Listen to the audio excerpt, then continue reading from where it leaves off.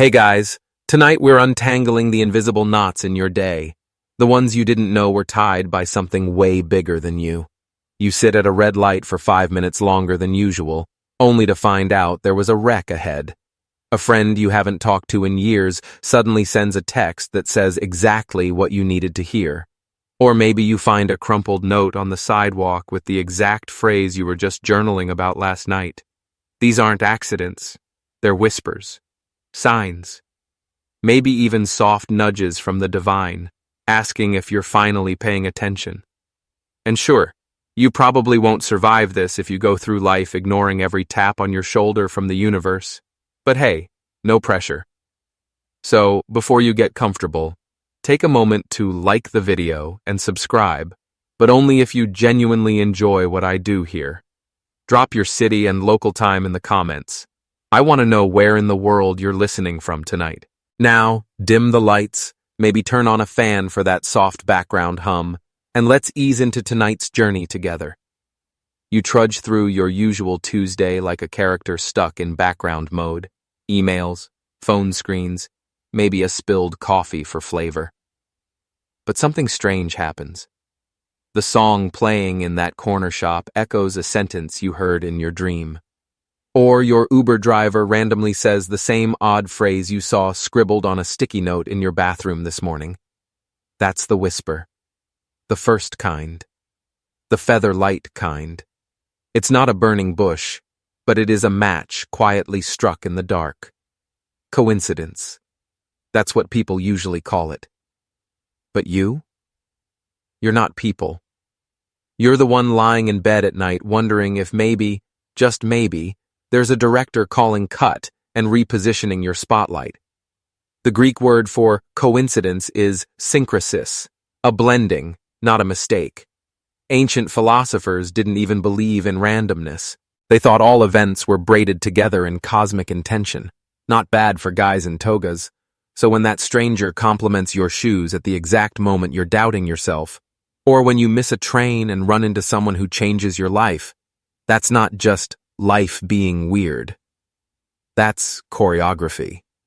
And no, the universe isn't your personal assistant, but it does seem to conspire beautifully when your soul is in alignment. There's a documented case from World War I, yes, we're going full historian now, of two soldiers who met in a foxhole, only to discover they were born in the same hospital, on the same day, had fathers with the same name, and had unknowingly exchanged letters via the same nurse years earlier. They later became best friends. Historians still argue whether the records were embellished, but even if they were, the story itself touches a nerve we all secretly feel. Something out there knows what it's doing. You start to notice it when you slow down. That's the secret. These signals? They hide in motion blur. It's like when you spot those hidden 3D images in posters. You have to unfocus your eyes, stop trying so hard. The divine doesn't shout. It's too classy for that. It hints, it nods, it drips clues like water from a leaky faucet, just enough to irritate you into noticing. Here's a quirky tidbit. In medieval Europe, it was widely believed that if you heard a bell ring unexpectedly with no visible source, it meant an angel had just entered the room.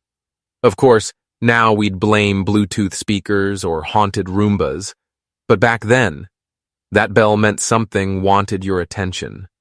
So maybe the next time you get chills for no reason, or your GPS reroutes you through a street you haven't thought about in years, pause, linger. Take in the environment like a detective at a crime scene. What's out of place? What's too perfectly placed? Oh, and if you think divine messages always come in poetry and cathedral lighting, think again. They love using your notifications tab, too. Yes, your phone. That YouTube short that hits you right in the chest, or a spam email titled, "This is your sign," that actually kind of is. Don't be too quick to roll your eyes. Even burning bushes need a Wi-Fi connection these days. A common motif in folklore is the idea of threshold guardians. Random people or events that seem annoying or in the way, but actually test whether you're paying attention. In myths, it's the grumpy innkeeper or a spilled drink at the tavern. In your life, it's the printer jamming just before your job interview. But here's the plot twist. These interruptions usually redirect you just in time. And you don't need to believe in a specific god or tradition to see this. Whether it's fate, spirit, intuition, or grandma's ghost with a decent sense of humor, what matters is noticing. The first layer of divine communication is noticing that you're not alone in the room, even when the room's empty. There's a Jewish phrase, bashert, which means meant to be. It's usually used for soulmates, but let's broaden that. That falling feather, that suspiciously lucky parking spot, the moment you looked up and saw the moon right when you were about to cry. That's your bashert too. You're being nudged, gently, all the time. Not with thunderclaps, with breadcrumbs, with winks. Now go back through your day, mentally. Was there a phrase that stuck out? A person who looked familiar but wasn't? A sound that seemed louder than it should have been? Chances are something tapped on the window of your reality. You just weren't looking. But tonight, you are now. You roll onto your side, pillow half warm, the hum of your fan doing its job. Then it begins. That flicker, that flash. A dream, not quite a nightmare, not quite a Disney short, but something in between. It's blurry around the edges, but the center? Sharp. You wake up sweating, not scared, but charged. Your heart's pounding like it remembers something your brain hasn't caught up to yet. Welcome to Dispatch Central, friend. You've just received a memo from the divine subconscious, and it didn't come with a translation guide. Dreams, after all, are the original message app. Long before texts and tweets and whatever Elon is doing now, dreams were our soul's inbox.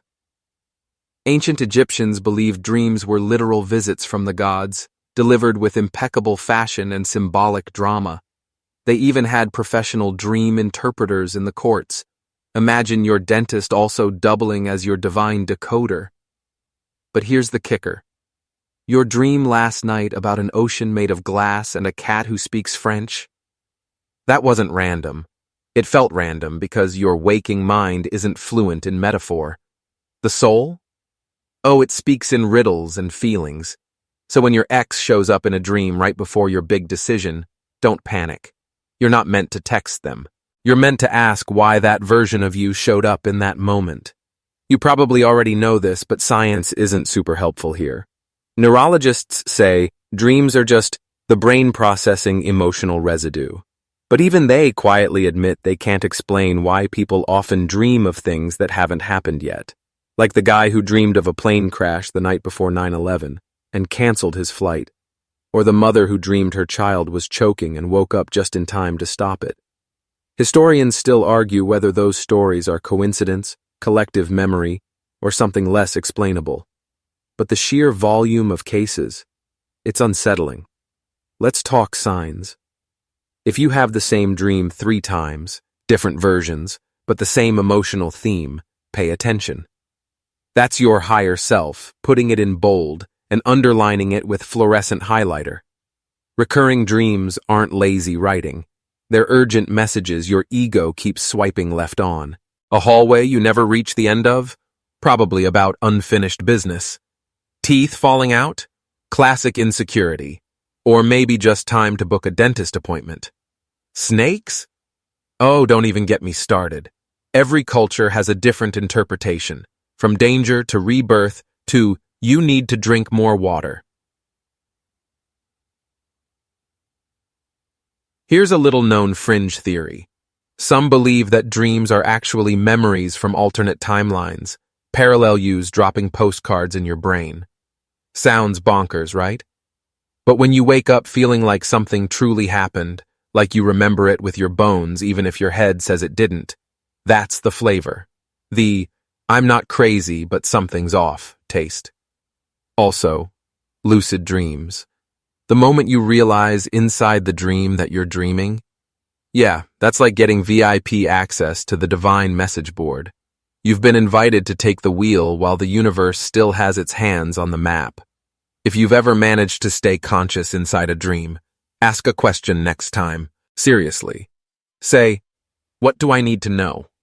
and watch what unfolds. The answers might be trippy, like a penguin on a unicycle holding a sign that says, "Call your mother," but the meaning will come, sometimes days later. Don't underestimate dream objects either. That feather on the table, the locked door, the glowing book, all symbols.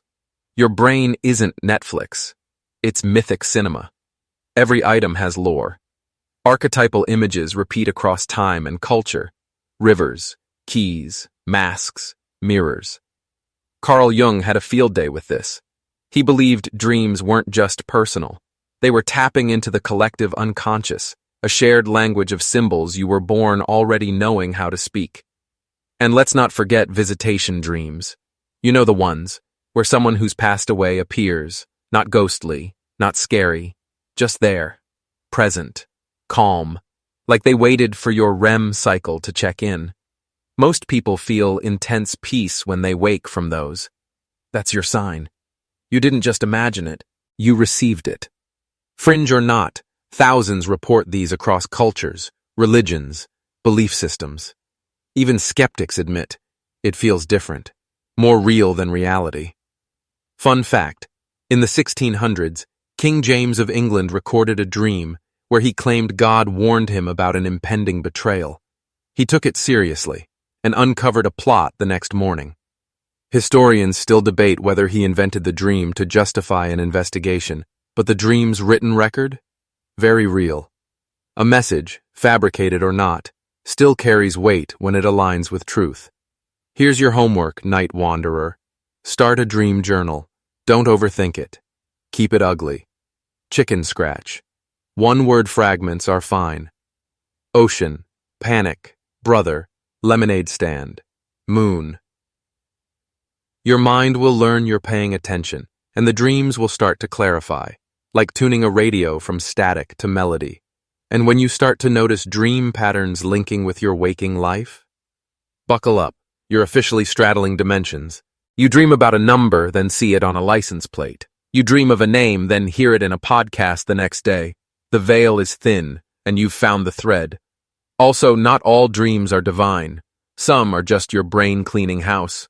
But the ones that stick, that echo like distant thunder through your day, don't brush them off. That's the whisper turning into a knock. You don't need to decode every detail. Sometimes just feeling the message is enough. You wake up knowing something shifted. You move differently. You make the call. You turn left instead of right. And somehow, it fits. So tonight, when you sleep, yes, even if you drool and snore like a dying lawnmower, trust that something beyond your conscious filters is trying to reach you. Your job is to listen.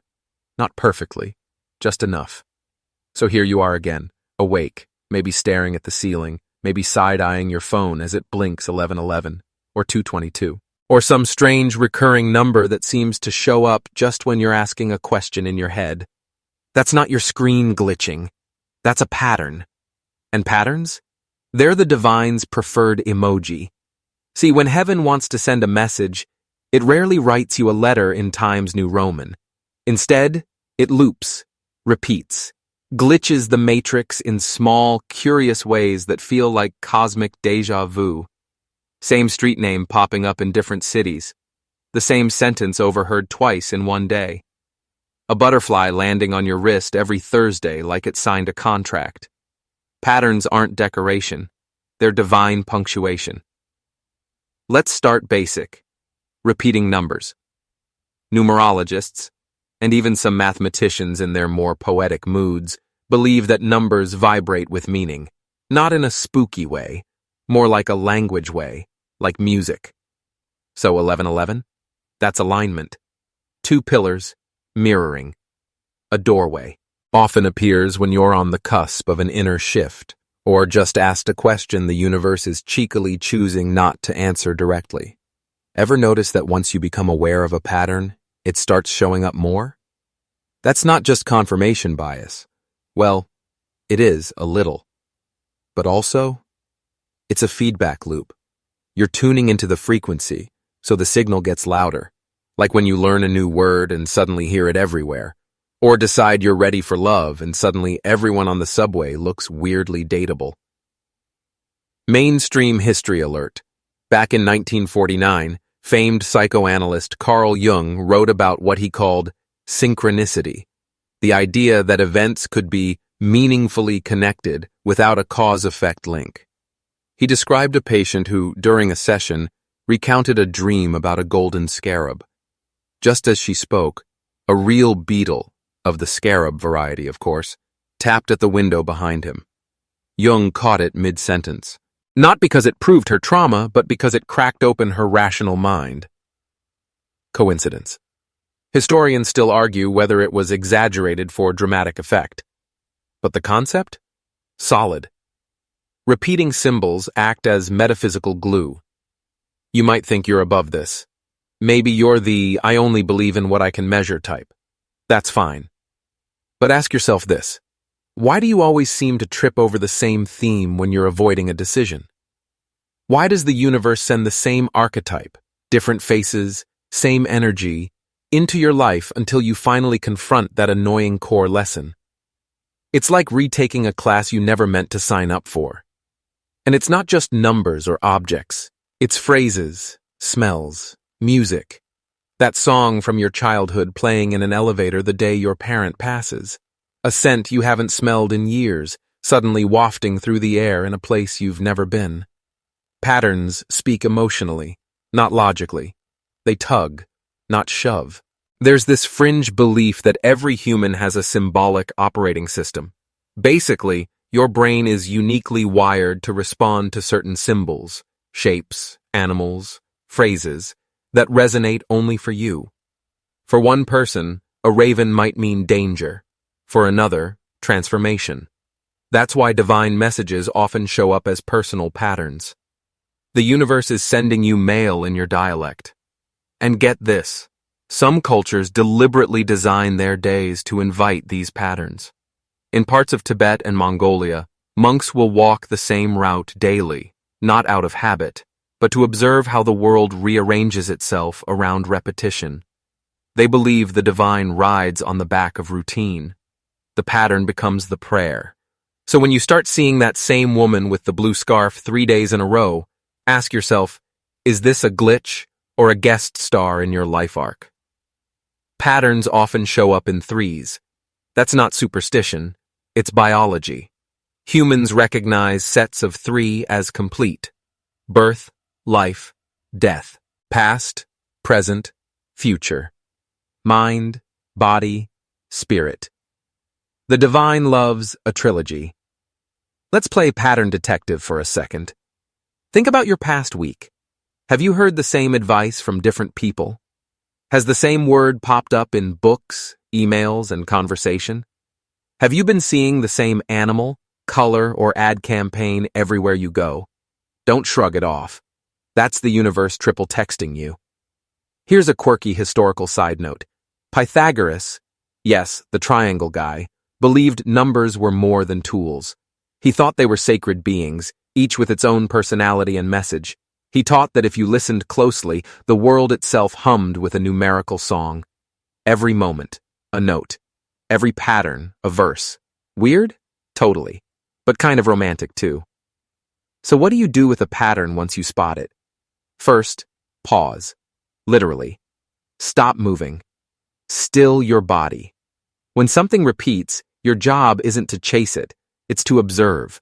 Let the pattern become clear. Second, journal it, even if it feels dumb. Saw 3 crows on the fence again. Heard start over 4 times today. Later, those notes become breadcrumbs. You'll connect dots you didn't know were dots. And third, respond. Not dramatically. You don't need to dye your hair every time you see a fox, but engage. Say, okay, I see you. Make a small move. Google the phrase. Follow the suggestion. Call the friend. The moment you interact with a pattern, it shifts, like speaking to someone who was staring at you across the room. They smile back. Don't worry if you miss some signs. You're not being graded. Heaven has infinite patience and a wild sense of humor. The patterns will circle back, often when you're most likely to notice them. Like now. lying in bed, breathing slower, mind soft, ready to connect the dots that have been gently pulsing around you all along. And tomorrow? When you see that number again, or that object, or that same stranger, maybe this time you won't just smile and dismiss it. Maybe you'll wink back. You spill coffee on your shirt just before the meeting. Your internet crashes 5 seconds into a Zoom call you had to nail. Or maybe you drop your phone and it lands screen up on a photo you forgot was in your camera roll, the one that punches you right in the memory. At first glance, it's just a bad day. But look closer. Interruptions like these, they're divine shade. The kind that taps you on the temple and says, "Hey, you're looking the wrong way." It's heaven with its foot in the door. See, the universe is subtle until it's not. It whispers until you ignore it too long. Then it trips you on your shoelace. Not out of spite, out of urgency. Like when your GPS reroutes you because there's a wreck up ahead. The recalculations are inconvenient but necessary. Divine interruptions? Same deal. Delays, detours, and strange little eyebrow raisers aren't random. They're grace with slightly passive-aggressive timing. Take the missed bus. You're frustrated, stomping at the curb. But you end up walking, taking a side street you never do. And there's that mural. The one that sparks an idea that becomes a journal entry, that becomes a phone call, that becomes the moment everything shifts. That mural? Not part of your day plan, but clearly part of someone's. Historical curveball for you. In 1831, Michael Faraday was on his way to a chemistry lecture when he was detained by a random detour. The path forced him past an unusual electromagnetic demonstration. That off-route moment led to the theory of electromagnetic induction, which literally powers your phone right now. Historians still argue whether the timing of his path change was as accidental as his letters make it seem, but interruption became discovery. Again. Let's talk smaller scale. Ever had a word pop into your head that makes zero sense? Like accordion, when you're just trying to grocery shop? Or maybe you randomly hum a song and later hear it on the radio at a stranger's house? These are reality stutters, not mistakes, just nudges, little interjections. The kind heaven slips in when it's trying to reroute your vibe. Now, it's easy to chalk these up to randomness. But here's the twist. The divine loves absurdity. If you think every sign has to arrive wrapped in angelic harp music and glowing light, think again. The sacred sometimes comes wearing a pizza delivery uniform, and occasionally mispronounces your name. There's a fringe theory, less science, more folklore, that the universe uses small malfunctions to calibrate your attention. Think. Lights flickering during a difficult conversation, a sudden cold breeze when you're lying to yourself, your pen refusing to work while you're writing something you don't mean. Sounds ridiculous? Maybe. But it makes you pause, reevaluate, sometimes even rewrite. Your body knows too. Divine interruptions don't always come from the outside. Ever freeze mid-step for no reason?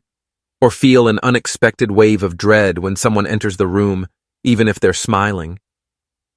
These moments don't announce themselves. They interrupt silently. That subtle tightness in your chest when you're about to say yes, but mean no. Listen to it. That's your inner tuning fork picking up on frequencies you can't see. And then there are the people. Oh, the glorious interruption people. The barista who spells your name wrong, but the typo turns out to be a word you needed to hear. The Uber driver who says one sentence that hits like a prophecy. The child who randomly walks up to you and says, "You're a moon person." You laugh. But later that night, you stare at the moon like it's suddenly trying to tell you something back. Here's a gem from Roman history. Emperor Marcus Aurelius was once interrupted mid-battle strategy by a servant knocking over a tray. The noise startled him enough to delay his command. Minutes later, a scout arrived with urgent news. The plan would have led them straight into a trap. That servant's butterfingers changed history. Whether divine or dumb luck, well, historians still debate it. But Marcus started believing in omens not long after. The point is, the weird stuff matters. The stuff you tell people and follow up with. I know this sounds crazy, but that's where the divine hides, in the cracks of logic, in the scenes that don't follow the script. So what do you do when life hiccups? Step 1. Don't rush to fix it. When the elevator stalls, when the file won't save, when your shoelace breaks, pause. Don't jump to curse or panic. Observe. There might be something around you worth seeing, someone worth bumping into, a sound or sign you were meant to hear instead of what you were rushing toward. Step 2. Ask, silently, or out loud, if you're bold. Okay, universe. What now? Sometimes the answer shows up immediately. A phone call, a memory, a gut feeling. Other times the answer is the silence itself. A reminder to slow down, to breathe, to not be in such a damn hurry. Step 3. Track the pattern. Have these interruptions been clustering, always around a certain person, topic, or time of day? That's a breadcrumb trail, friend. And spoiler, it doesn't lead back to "you're just clumsy." It often leads forward into a choice you haven't made yet, one that requires clarity, not autopilot. Here's a fun superstition. In certain parts of rural Japan, it's believed that when something repeatedly interrupts your plans, like rain every time you schedule an event, it's because a kami, a local spirit, is trying to redirect your intentions. Not to ruin your day, to protect something deeper, your soul schedule, if you will. Now don't mistake every inconvenience as holy. Sometimes, a flat tire is just a flat tire. But when the interruption comes with meaning, that subtle internal, that's your cue. Trust that. Honor that. Even if it leads nowhere obvious, the act of noticing changes your wiring. It turns you from pawn to participant. Tonight, look back at today's glitches. What got in your way? What made you sigh or laugh or curse under your breath? Go deeper. Was there an emotional thread? Something or someone those moments forced you to face or remember? Interruptions aren't there to ruin your plot. They're trying to rewrite the scene where you forgot you're the main character. And then there are the people. You weren't expecting them. They just showed up, in line behind you, in your inbox, in your seat at the cafe that one time you decided to leave the house for a change. Some stay 5 minutes, others linger for years. But each one, a sentence. Maybe even a whole paragraph, dropped right into the story arc of your life like a footnote from above. And the strange part is, they often make more sense after they're gone. You know the type. The stranger who says something oddly precise to what you've been wrestling with. The coworker who randomly offers you a book that ends up changing how you think. The friend who shows up exactly when your life is held together by one unraveling shoelace. These aren't just people. These are delivery systems. Heaven's Uber drivers, if you will. And no, they don't always have perfect manners, but they do tend to arrive on time. Now, before you roll your eyes, remember, even the most skeptical cultures have always left space for messengers. The Greeks had Hermes running back and forth between gods and mortals, usually wearing winged sandals and a suspicious grin. Christianity has the classic angel archetype, sometimes in disguise. Islam, too. Angels taking human form, passing messages cloaked in curiosity. Heck, even Norse mythology had Odin showing up incognito just to mess with mortals for their own good. Historians still argue whether these appearances were meant to be literal or symbolic, but either way, the message gets delivered. There's an old belief in some Buddhist traditions that every person you meet is either a reflection, a teacher, or a test. Sometimes all three. That cranky bus driver? Mirror. That wildly wise child? Teacher. That charismatic but suspicious mentor who low-key drained your joy for a year? Oh yeah, test. And the divine? Loves to send all three wearing jeans and sneakers, with no label attached. But what about those relationships that burn fast and bright? Those intense connections that shake your emotional snow globe and vanish before you can process them. That 3 a.m. conversation with a stranger on a train. That 5-day romance that felt like 100 years. These are what some call soul contracts. Pre-life agreements, supposedly, where two souls meet up mid-earth walk to trade wisdom, open wounds, or redirect each other's timelines. Fringe? Yes. Comforting? Absolutely. A quick story. In 1928, a young man named Georges Lemaitre gave a brief, awkward lecture on a radical theory, that the universe had started from a single point and was still expanding. His audience? Mostly unimpressed. Except for one attendee, Edwin Hubble, who later built on that idea, helping birth what we now call the Big Bang Theory. The kicker? They almost didn't meet.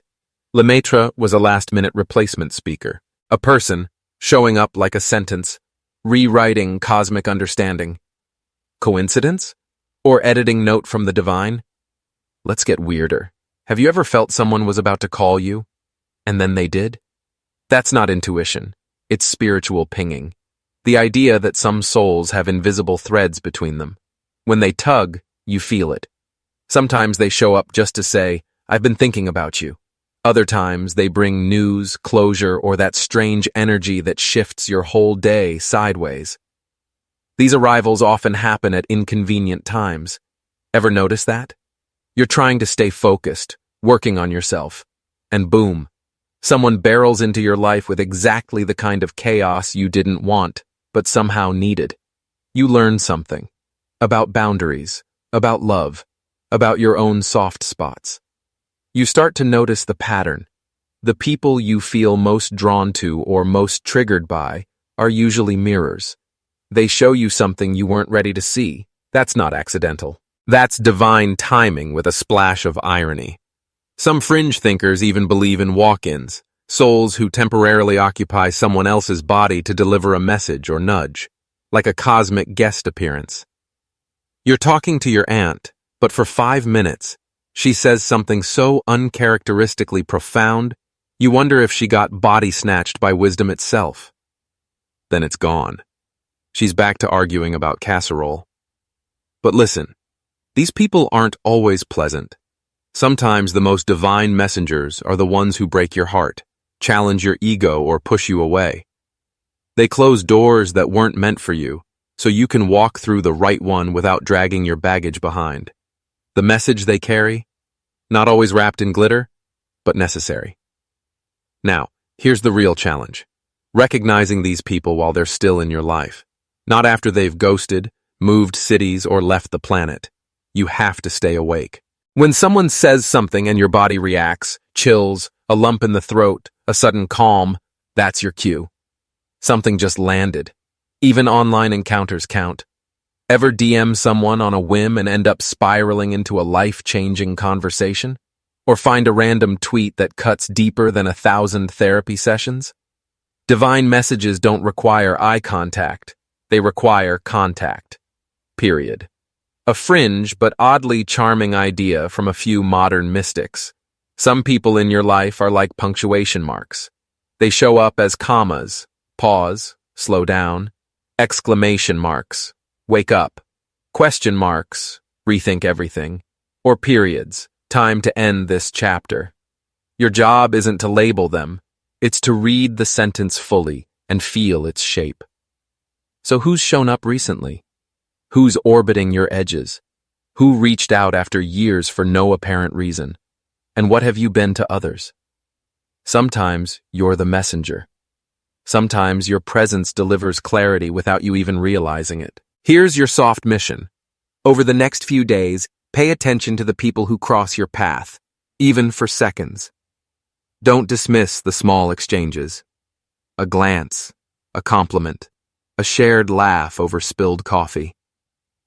That might be the sentence heaven wanted you to hear. And when someone says something that echoes louder than it should, write it down. Not in your notes app, on paper. Let your hand remember it. Let your mind file it under essential. You're not drifting through the world alone. You're swimming through a sea of divine sentences, some of which wear hoodies and carry grocery bags. So tomorrow, when someone you didn't expect enters your space, smile a little wider. They might be here to end the paragraph, or to begin a new one. Let's slow it all down now. You've traveled through the textures of divine whispers, heard them in songs, seen them in dreams, tasted them in patterns, felt them in delays, and now, finally, through the people who drift in and out like punctuation in your life's story. The world doesn't feel as chaotic now, does it? Because suddenly, there's rhythm beneath the noise, intention inside the randomness. You may not have all the answers yet, and you don't need to. That's not the point. The point is, you've begun noticing. You've begun to walk through your day with your eyes a little wider, your ears a little sharper, and your spirit just a bit more open to being surprised. And that, in itself, is a kind of conversation with the divine. So as you lie there now, still, safe, and just tired enough, let the breath move slower. Let your thoughts unwind like a ribbon, loose and unhurried.